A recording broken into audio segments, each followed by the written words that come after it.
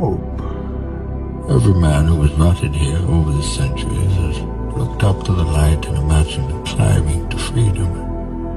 So easy, so simple, and like shipwrecked men turning to seawater from uncontrollable thirst.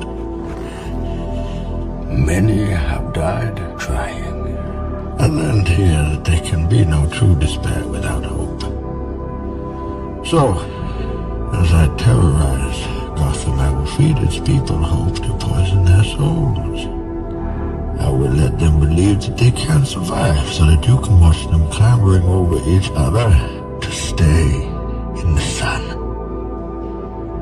And then, when it is done, and Gotham is ashes, then you have my permission to die.